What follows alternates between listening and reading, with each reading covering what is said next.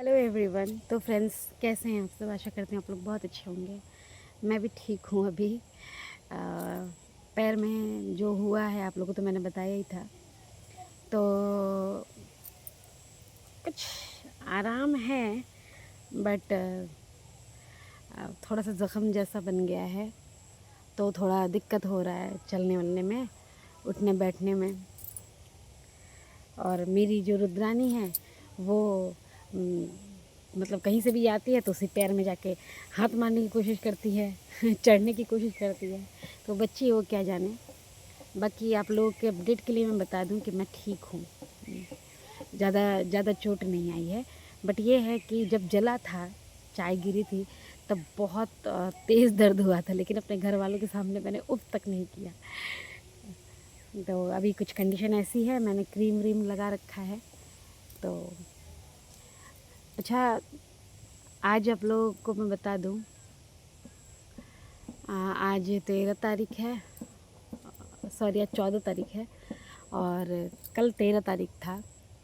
और कल ही के दिन बाबा, मतलब 13 तारीख, 13 जुलाई को बाबा हमारे इस दुनिया को अलविदा कर गए थे।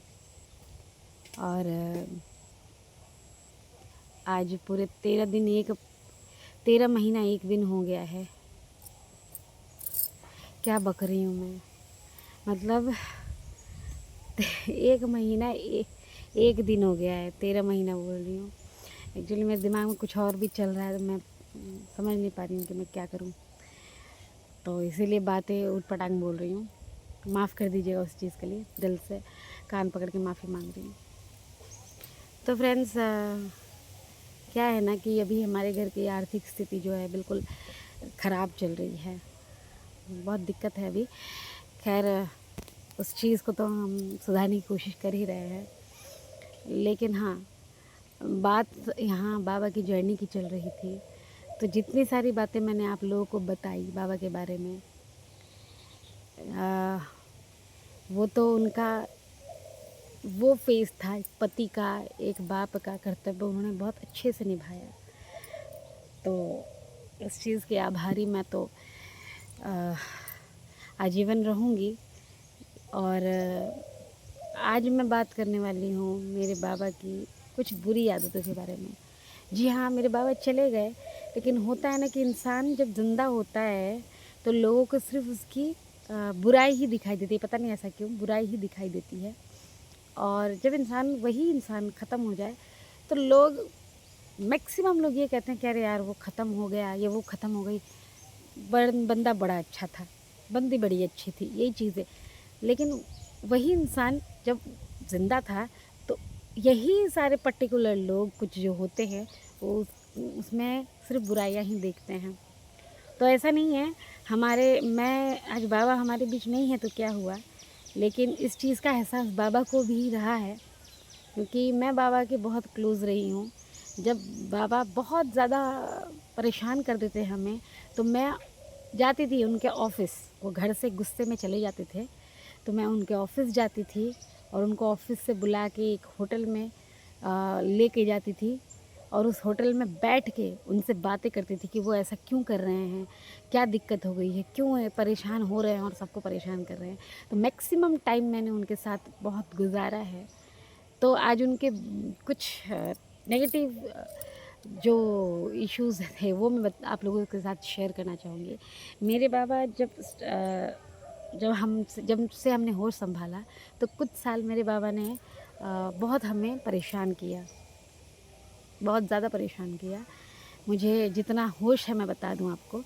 मेरा भाई छोटा था, हम 2 लड़की के बाद बाबा हमारे जन्म से बहुत खुश थे।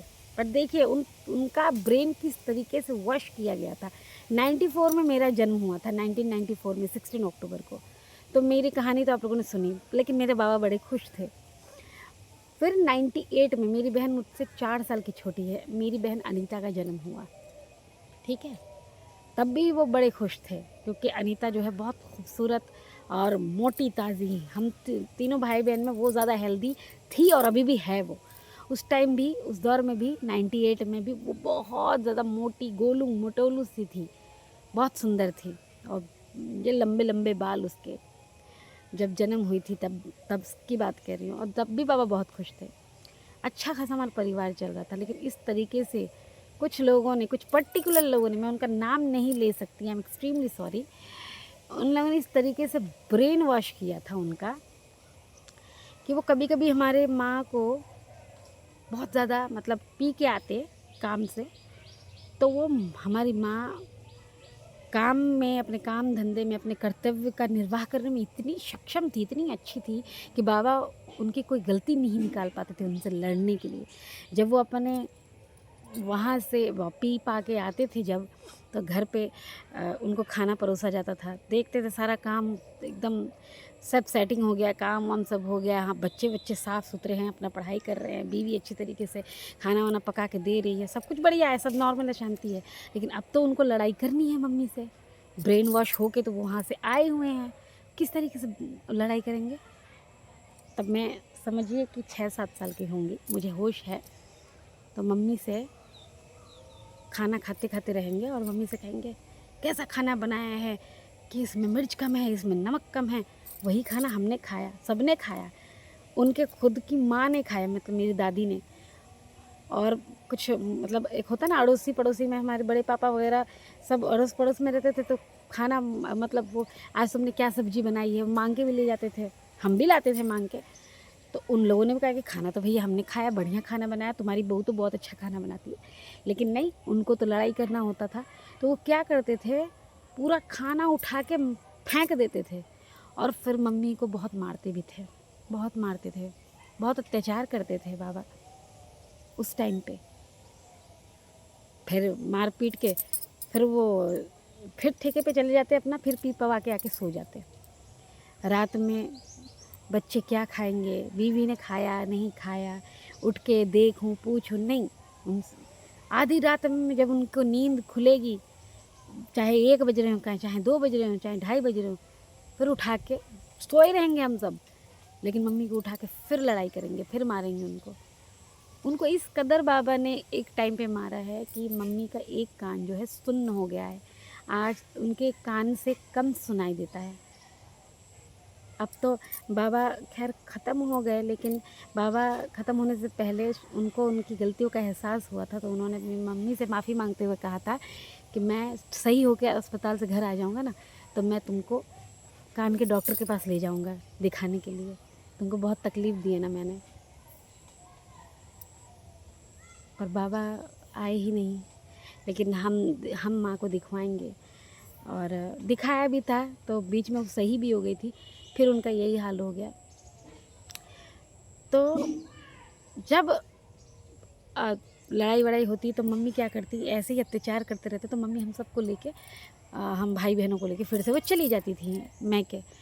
तो फिर बाबा मतलब कुछ दिन ऐसे ही रहते, फिर उनको उनकी गलती का एहसास होता था, तो फिर माफ़ी वाफ़ी मांग के ले आते थे। तो ऐसे ही चलता रहा चलता रहा चलता रहा। फिर मेरे भाई का 2001 में मेरे भाई का जन्म हुआ 26 जून को। बहुत ज़्यादा खुश हुए। अच्छा, बीच में एक और पॉइंट मैं आप लोगों से बताना भूल गई। बाबा मम्मी से क्या कहते थे इस तरीके से, जब उनका ब्रेन वॉश हुआ था तो लड़ाई में कहते थे, छी तुम्हारा मुंह देखना पाप है, तुमने 2-2 लड़कियों को जन्म दिया है, हाँ तुम्हारा तो मुंह देखना पाप है, एक बेटा ना दे सकी मुझे। लैक ऑफ एडुकेशन ना, उनको क्या ही पता कि इसमें मम्मी की गलती तो है ही नहीं। खैर इसके विषय में क्या ही बात करना, पर हमें पता है कि बाबा अपने माइंड से नहीं बोलते थे, उनको इस तरीके से भड़काया जाता था, ब्रेन वॉश किया जाता था, कैसे इनके परिवार में फूट डाली जाए। तो ये उन्होंने बहुत किया है। सर्दियों के मौसम में घर से निकाल देते रात रात में। छोटा भाई मेरा 7-8 महीने का लेके हम लोग अड़ोसी पड़ोसी के बरामदे में बैठ के रात गुजारते थे। सर्दी की रात बड़ी लंबी होती थी, कांपते रहते, रात गुजारते। बाबा अपना मार मुड़ के मम्मी को पी पवा के घर से बाहर हमें निकाल के मम्मी के साथ खुद सो जाते थे। फिर अगले दिन को फिर वही हाल है, मना वना के ढूंढ ढांड के हमें ले आते, सही से रहते, दिन भर सही रहते, फिर रात को पी पवा के वही ड्रामा करते। तो ऐसे बहुत साल तक हमने झेला है अपने बाबा को, बाबा का अत्याचार। लेकिन फिर कुछ सालों बाद जब भाई का जन्म हुआ तब वो सही हो गए। उस टाइम से उन्होंने ये सब छोड़ दिया। जब बाबू हो गया, महावीर का जन्म हो गया, तो सही हो गए। और बीच बीच जब मम्मी से लड़ते भी तो मम्मी को एक ही डायलॉग बोलते हैं, तो तुम्हारा चेहरा देखने का मन नहीं कर रहा है, तुम निकल जाओ यहाँ से, तुम हट जाओ मेरी नज़र के सामने से। हम लोग मम्मी को एक आधे घंटे के लिए छुपा देते थे, तुम जाओ यहाँ से, तुम अलग को हट जाओ, बाबा के सामने मत रहो, उनका गुस्सा ठंडा हो जाने दो, कोई एक तो शांत हो जाए तभी झगड़ा ख़त्म होगा। फिर 10-15 मिनट बाद फिर मम्मी को ढूंढेंगे और मम्मी को कभी भी किसी नाम से, एक ही नाम से वो बुलाते थे, बनभुटनी कह के बुलाते थे, बनभुटनी कहाँ है, बनभुटनी कहाँ है। बहुत फ़नी नेम है, उसी नाम से बुलाते थे। और जब नहीं दिखेगी तो हम लोग डांटेंगे, क्यों अभी तो बहुत कोस रहे थे मम्मी को आप, फिर अभी क्यों ढूंढ रहे हैं, आप तो अभी कह रहे थे देखने का मन नहीं कर रहा है तुम्हारा चेहरा, तुम ये हो, तुम वो हो, हाँ तुमने बच्चों को बिगाड़ रखा है, ये वो सब बच्चे सब तुम्हारे साइड हो जाते हैं। तो बाबा कहते थे, अरे मैं तो गुस्से में बोल देता हूँ, तुम लोगों को नहीं पता, no knowledge without college and no life without wife. मेरे बाबा हमेशा पढ़े लिख के भले से नहीं थे, लेकिन ये डायलॉग हमेशा कहते थे। और मैं पूछती थी उनसे, इसका मतलब क्या है बताइए, तो बड़ा इंग्लिश में डायलॉग मार रहे हैं, आपको पता है इसका मतलब? तो कहते हैं हाँ मुझे पता है। कहते हैं no knowledge without college, college जाए बिना कोई नॉलेज गेन नहीं कर सकता, किसी को ज्ञान नहीं मिल सकती। और नो लाइफ विदाउट वाइफ, कि पत्नी के बिना जीवन हो ही नहीं सकता। तो मैं पूछती कहाँ सीखा आपने? कह रहे क्या मैं तो बहुत कुछ जानता हूँ, पर तुम लोग के आगे बोलता नहीं हूँ, बड़े ठाठ से। फिर कुछ देर बाद मम्मी को ढूंढ ढांढ के मना के फिर ले आते। उस जब भाई के होने के बाद से ये मार पीट ख़त्म हो गया था, लड़ाई झगड़ा तू मैं हो जाती थी, वो तो अब तक होती थी, मेरे हस्बैंड के सामने कई दफ़े हुई है। तो ये ये एक कमी थी मेरे बाबा में, एक दूसरे के चढ़ावे में जल्दी आ जाते थे। और उनका माइंड इतना वो था ना कि कोई भी उनके माइंड को तुरंत, मतलब दिल के इतने साफ थे, कि इतने भोले थे कि जो जैसा कह देना एक बार को वो वैसे ही मान जाते थे, इस तरीके से थे वो। तो वो चीज़ था। लेकिन आज वही सब चीज़ें, मतलब उन सब चीज़ों को अगर साइड में रखा जाए तो उसके मुकाबले बाबा ने हमारे लिए इतना कुछ सही भी किया है ना, कि वो सारी दिन, वो सारे यादें, जो नेगेटिव यादें थी, वो फीके पड़ जाते हैं उसके आगे। तो फ्रेंड्स क्या ही बताऊं, मेरे बाबा जो थे वो मैं मतलब निशब्द हो गई हूँ, बोलने के लिए मेरे पास शब्द नहीं बचते हैं, क्योंकि आज मैं किस तरीके से आप लोगों के आगे, मुझे ऐसा फील होता है ना कि बाबा कहीं नहीं गए हैं, बाबा को कुछ नहीं हुआ है, बाबा हैं, कुछ दिनों के लिए बाहर गए हैं, वो आ जाएंगे। मुझे अभी भी ऐसा ही फील होता है, मुझे यकीन नहीं होता कि हमारे बाबा हमारे साथ नहीं हैं। साथ क्या, साथ तो हमेशा हैं, लेकिन पास नहीं है, सॉरी टू से लाइक दिस। बट कोई नहीं, बाबा ने हमेशा कहा है कि ज़िंदगी में बेटा सर झुका के मत रहना और हार मत मानना। तो सर तो मैंने कभी झुकाया नहीं है, ना ही झुकाऊंगी, और हार तो कतई नहीं मानूंगी, क्योंकि मैं उसी बाप की बेटी हूँ जिसने अपने दम पे जीना सीखा है और हमें भी अपने ही दम पे जीना सिखाया है। तो मैं तो आप लोगों से भी यही कहूँगी कि ज़िंदगी में चाहे कोई भी फेस आए, हार मत मानिए, क्योंकि इसी का नाम ज़िंदगी है। ज़िंदगी हर कदम एक नई जंग है, जीत जाएंगे हम, तू अगर संग है। तो ये गाना मुझे इसीलिए पसंद है बहुत ज़्यादा, क्योंकि ये गाना ना एक बहुत ही पॉजिटिव वाइब भी देता है, एनर्जी, एक अलग से एनर्जी आती है इस गाने को लेकर। बाकी आप सभी को इन एडवांस स्वतंत्रता दिवस की, इंडिपेंडेंस डे की हार्दिक शुभकामनाएं। कल 15 अगस्त है और बहुत अच्छे से इस दिन को मनाइए। हो सकता है आओ तो नहीं बेटा, हो सकता है कि मैं कल वीडियो बना भी सकूं, ना बना सकूं, उसकी कोई गारंटी नहीं है। बट इन एडवांस मैं आप लोगों को बोल रही हूँ कि इंडिपेंडेंस डे की हार्दिक शुभकामनाएं आप सभी को। जय हिंद, जय भारत, जय माता दी, बाय बाय।